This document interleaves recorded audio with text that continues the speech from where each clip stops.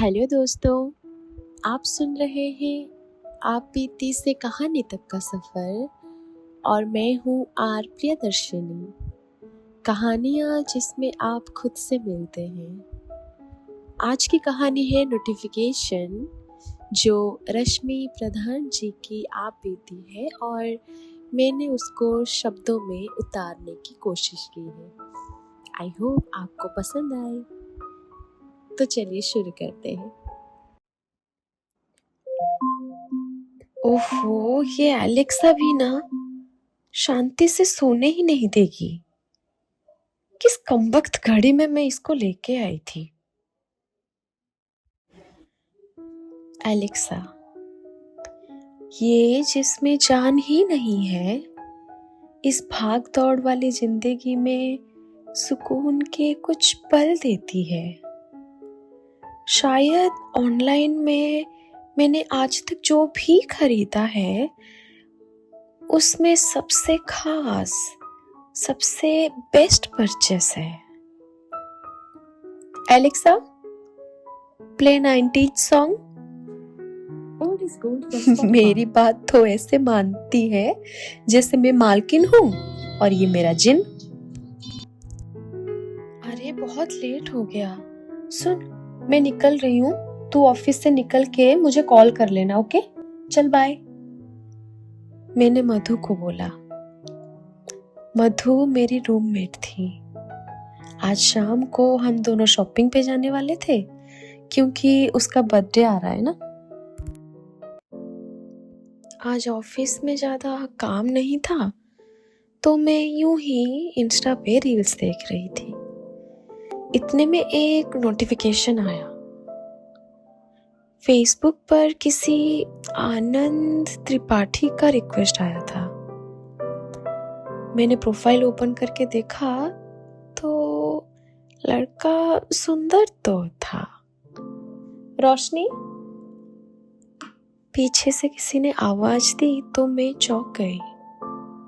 Lunch नहीं करोगे? हाँ हाँ, तुम चलो, मैं आती हूँ। ये मेरी कलीग थी, रीता। ऑफिस के बाद मैं और मधु शॉपिंग पे गए। वो ड्रेसेस ट्राई करने गई थी और मैं उसका वेट कर रही थी। आनंद त्रिपाठी, ये तो वही है जो सुबह फेसबुक पर रिक्वेस्ट भेजा था। इस बार उसने इंस्टा पे फॉलो भेजा था। रोशनी, मधु ने बुलाया। चल, मेरा हो गया। थैंक गॉड, तेरा खत्म हुआ। मुझे तो लगा तू आज पूरी रात शॉपिंग करेगी। मैंने बोला। अच्छा जी, अब लेट नहीं हो रहा? मधु ने बोला और हम दोनों चले आए। रात को मैं सोने बेड पे गई तो मुझे याद आया, उसने रिक्वेस्ट भेजी थी। मैं इंस्टा पे गई और एक्सेप्ट कर ली। 5 मिनट बाद मेरे मोबाइल पे फिर एक नोटिफिकेशन आया। हाय, उसी ने मैसेज किया था। मैंने भी रिप्लाई कर दिया। फिर बातों का सिलसिला यूं ही जारी रहा।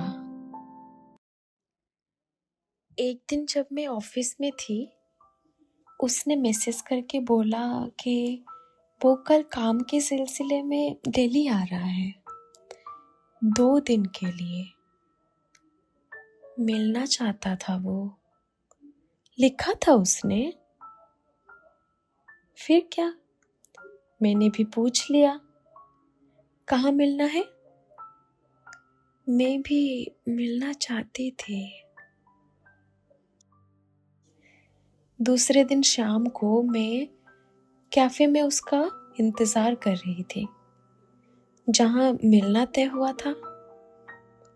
नहीं, वो लेट नहीं था। मैं थोड़ी जल्दी आ गई थी, कुछ ज्यादा ही एक्साइटेड थी। वो भी होगा ना? इतने में मैंने उससे दूर से आते हुए देखा। कितना सुंदर लग रहा था वो मुझे। 5 foot 8 inch height, fair colour tone, कितना अच्छा लग रहा था मुझे। हाय, क्या मैं लेट हो गया? सॉरी, तुम्हें फर्स्ट मीट पे ही वेट करा दिया ना? उसने बोला। अरे नहीं, मैं अभी जस्ट आई हूँ। मैंने बोला। फिर ठीक है, बताओ क्या लोगे तुम? मैं तुम्हारे लिए ऑर्डर करूँगा। उसने बोला। मेरे लिए black coffee. Waiter, 2 black coffee ले आइए। और बताओ, तुम्हारा दिन कैसा गया? ठीक था। तुम बोलो, तुम्हारा काम ठीक से हो गया ना? पूरे दिन तुमसे मिलने के बारे में सोच के मेरा तो काम में ध्यान ही नहीं लगा। अच्छा जी, मैंने हंसते हुए कहा तो वो भी हंसने लगा। उस दिन बहुत सारी बातें हुई, जैसे उसके घर में कौन कौन है, कैसे वो पूरे खानदान का इकलौता जॉब करने वाला लड़का है, जबकि पूरे फैमिली बिजनेस में है। उसकी मम्मी कितनी भोली है और उसके पापा कितने स्ट्रिक्ट, वगैरह वगैरह। उससे मिलके वापस आने के बाद भी वो मेरे दिमाग में बैठ गया था। उसके बारे में ही सोचे जा रही थी। ओफो, ये लड़का मेरे दिमाग में क्यों चढ़े जा रहा है? रात को कुछ 12 बजे के आसपास मेरे फोन में एक और नोटिफिकेशन आया। हाय, क्या तुम सो रहे हो? उसी का मैसेज था। नहीं, बोलो। मैंने रिप्लाई किया। कॉल कर सकता हूँ? उसने पूछा तो मैंने हाँ कह दिया। 1 मिनट बाद मेरे मोबाइल पे उसका कॉल आ गया। तुम्हें डिस्टर्ब तो नहीं किया ना? पागल, पूछ रहा है डिस्टर्ब तो नहीं किया। अब इससे कैसे बताऊं कि मैं भी तो वेट कर रही थी। नहीं, ऐसा कुछ नहीं है, बोलो। मैंने थोड़ी सी हकलाते हुए बोला। क्या हम कल मूवी चले? प्लीज। पर मेरा तो ऑफिस है। अरे हाँ यार, ये तो मैंने सोचा ही नहीं। अब क्या? ये बोलते हुए उसकी आवाज धीमी हो गई थी। ठीक है, मैं हाफ डे ले लूंगी। क्या सच में? तुम ले लोगे ना? कितना खुश हो गया था वो ये सुन के। हाँ बाबा, ले लूंगी। बताओ कौन सी मूवी जाना है? एक नई हॉरर मूवी लगी है, चले? मैंने बोला। तुम्हें एक बात बताऊं, मैंने आज तक कोई हॉरर मूवी नहीं देखी, क्योंकि मुझे डर लगता है। बिल्कुल ऐसे धीरे से बोला था उसने। उसने बोला तो मैंने कहा, तो कोई बात नहीं, हम कुछ और देख लेंगे। नहीं, हम हॉरर मूवी ही जाएंगे। मेरे जिंदगी का पहला हॉरर मूवी, वो भी तुम्हारे साथ। इससे अच्छा क्या होगा? हाय, मैं तो ब्लश करने लगी थी। कितनी प्यारी बातें कर लेता है ये। वो मूवी हॉल के बाहर मेरा इंतजार कर रहा था। दूर से मुझे आते हुए देख के कैसा खिल गया था उसका चेहरा। मैंने खुद देखा था। अंदर चले? हाँ चलो। 10 मिनट बाद हम हॉल के अंदर थे। पूरी मूवी डरते डराते मेरा हाथ पकड़े हुए खत्म किया था उसने। हाँ, सही सुना आपने। जब उसने मेरा हाथ पहली बार पकड़ा था तो मन किया ये अब कभी ना छोड़े। It's a butterfly feelings, you know. Movie के बाद हम डिनर पे गए। तुम बैठो, क्या लोगे बोलो, मैं ऑर्डर करके आती हूँ। बोल के मैं खड़ी हुई तो उसने मेरा हाथ पकड़ के बोला, मैडम हमारे होते आप इतने कष्ट मत कीजिए, हमें अच्छा नहीं लगेगा। आप बैठिए, मैं लेकर आता हूँ। इस हरकत पे उसके दिल मेरा पिघल गया। अरे तुम कोक नहीं लोगे? वो पिज्जा के साथ एक ही कोक लेके आया था। मैसेज पर बात करते वक्त उसने मुझे बहुत बार बताया था कि वो किसी का झूठा तो क्या एक प्लेट पर भी नहीं खा सकता, उसे बिल्कुल पसंद नहीं है ये चीज़। मैंने कोक की एक सिप ली तो मेरा फ़ोन बजा। मम्मी का कॉल है, मैं बात करके आती हूँ बोल के मैंने कॉल रिसीव किया। मैं बात कर ही रही थी कि मैंने देखा उसने उसी ग्लास में से कोक लिया जिसमें से मैंने पिया था। ऐसा लगा जैसे होठों पे बर्फ की बूंद किसी ने रख दी। क्यों किया ऐसा उसने? क्या है उसमें मेरे लिए जो वो बिना बोले जताना चाहता है? पता है, बहुत सुंदर हो तुम। इस भीड़ में भी किसी टिमटिमाते तारे की तरह मेरी आंखों में चुभ रहे हो। ये वो मुझे कहना चाहता था पर बोल नहीं पाया। तो क्या उसकी आंखें सब बोल रही थी तो मैंने भी सुन ली। रुकते हुए बस इतना बोला कि सुंदर हो तुम। फिर क्या, मैंने भी फॉर्मेलिटी में थैंक यू बोल दिया। वो मुझे छोड़ने मेरे फ्लैट तक आया था। मैं कल जा रहा हूँ। क्या? जा रहा हूँ? अभी तो आया था वो, फिर जा रहा हूँ? उसकी आंखें किसी झील की तरह भर गया था। जाते हुए उसने एक बार भी मेरे तरफ नहीं देखा। क्यों बुरा लग रहा था मुझे इतना? कौन है वो मेरा? 2 दिन पहले तो मिला है और कब दिल के इतने करीब हो गया। उसको भी तो इतना बुरा क्यों लग रहा है?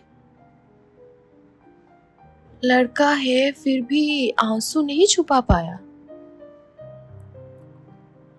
इस क्यों का जवाब ढूंढते हुए पूरी रात बीत गई। दूसरे दिन सुबह जब मैं उठी तो उसके मैसेज का नोटिफिकेशन मेरे फोन पर था। Good morning. मैं घर पहुंच गया। उसने लिखा था। अभी कुछ घंटे पहले तो वो मेरे साथ मेरे पास था। एक रात में चीजें कितनी बदल गई। दोनों के ऑफिस खत्म होने के बाद रात को रोज फोन पर कुछ टाइम बात होती है और पूरे दिन में मैसेज पर। ये कब आदत बन गया पता नहीं चला। एक दिन रात को बात करते वक्त मैंने उससे बोला, मैं कुछ दिन के लिए फ्रेंड्स के साथ घूमने ट्रिप पे जा रही हूँ। अच्छा, कितने दिन के लिए जा रहे हो? उसने पूछा। 15 दिन का ट्रिप है और उसके दौरान फोन पर बात नहीं हो पाएगी। और मैसेज पर? उसने फिर पूछा। मैसेज पर हमेशा अवेलेबल नहीं हो पाऊंगी। मैंने बोला। आपको लग रहा होगा ना कैसी सख्त लड़की है, कितना रूडली बात कर रही है। पर मैं उससे कैसे बताता कि मैं मिस कर रही थी, उससे मिलना चाहती थी। उसको ऐसा क्यों नहीं फील हो रहा है? वो मिलने की जिद क्यों नहीं कर रहा है? ट्रिप के दौरान मेरी उससे बात नहीं हो पा रही थी। कभी कभार टेक्स्ट पे हो जाती थी बस। जिस दिन मैं वापस आने वाली थी उसका कॉल आया। हाय, कैसे हो? उसने पूछा। अच्छी हूँ, तुम बताओ। मैंने बोला। तुम कब आ रहे हो? आज वापस जा रहे हैं तो कल तक पहुंच जाएंगे।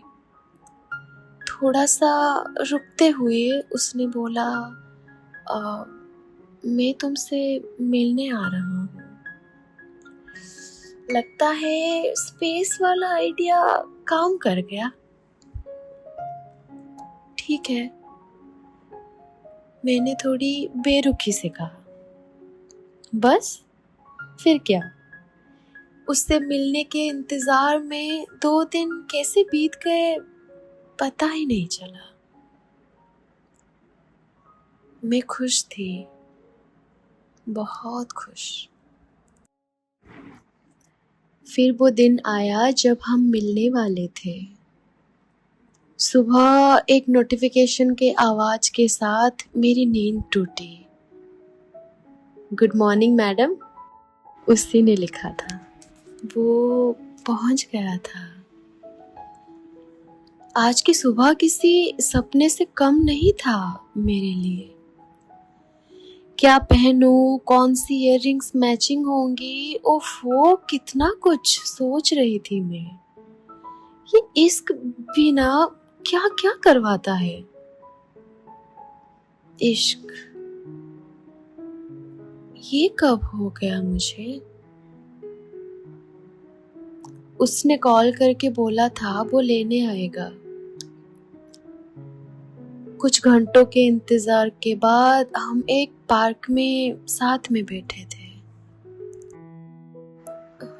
रोशनी, उसने मेरा नाम लिया तो पहली बार मुझे मेरा नाम इतना मीठा लगा था। मुझे तुमसे कुछ कहना है। हाँ बोलो ना। हाथ में गुलाब लिए उसने कहा, तुम बहुत सुंदर हो रोशनी, इतना कि तुम्हें खुद को नहीं पता। जब से तुम्हें देखा है मेरे दिल में, आंखों में, दिमाग में बस गए हो तुम। सिर्फ सूरत से नहीं, सीरत से भी मेरी जिंदगी की सबसे खूबसूरत लड़की हो तुम। मैं चाहूं तो भी तुमसे प्यार करने को नहीं रोक पाऊंगा खुद को, और मैं रोकूंगा भी नहीं। तुमसे प्यार करना तो मेरा हक है ना। मेरी जिंदगी की पहली लड़की हो तुम, जिसके साथ मैं जीना चाहता हूँ। उसके साथ एक प्लेट पर खाना चाहता हूँ। तुम मुझे इतनी अपनी लगती हो कि कभी लगा ही नहीं कि तुम मेरे नहीं हो। My dream girl. कितना लकी होगा वो इंसान जिसको तुम मिलोगे। पर वो मैं क्यों नहीं हूँ? मतलब ये तुम क्या बोल रहे हो? मैं भी तुमसे प्यार करती हूँ आनंद। वो तुम ही तो हो। नहीं रोशनी, वो मैं नहीं हूँ। उसके आखिरी के कुछ शब्द मुझे अंदर से झंझोड़ दिया था। तुम नहीं, पर क्यों? मेरे घर पे कभी नहीं मानेंगे। उसने बोला तो मेरा दिल टूट गया। वो ब्राह्मण था और मैं नहीं। उसने पहले बताया था कि उसके घर पे कास्ट इश्यूज है, पर दिल का क्या करूं? वो तो ये सब नहीं समझता ना। समाज, जात नहीं जानता वो। मेरे सामने कितना लाचार लग रहा था वो। उसका गुस्सा, उसका प्यार सब देख सकती थी मैं। कोई लड़का इतना बेबस कब हो सकता है? पहले मुझे भी गुस्सा आया कि क्यों बोला उसने, अगर नहीं होना था तो। पर उसका प्यार, उसकी बेबसी देख पा रही थी मैं। पर मुझे उससे कोई गिला नहीं, कोई शिकायत नहीं है। उसने मुझसे मोहब्बत की और मैंने उससे मोहब्बत की। और मैं ये बात समझ गई थी, हर मोहब्बत शादी के तख्त पर नहीं बैठ पाता। उस दिन मैंने हम दोनों की एक फोटो ली थी, जो अभी भी मेरे पास है। और एक कोट जो मैंने कहीं पढ़ा था और मुझे बेहद पसंद है कि एक तस्वीर है तेरी मेरे साथ, एक तस्वीर है तेरी मेरे साथ, मजाल हो मैंने खुद को एक बार भी देखा हो।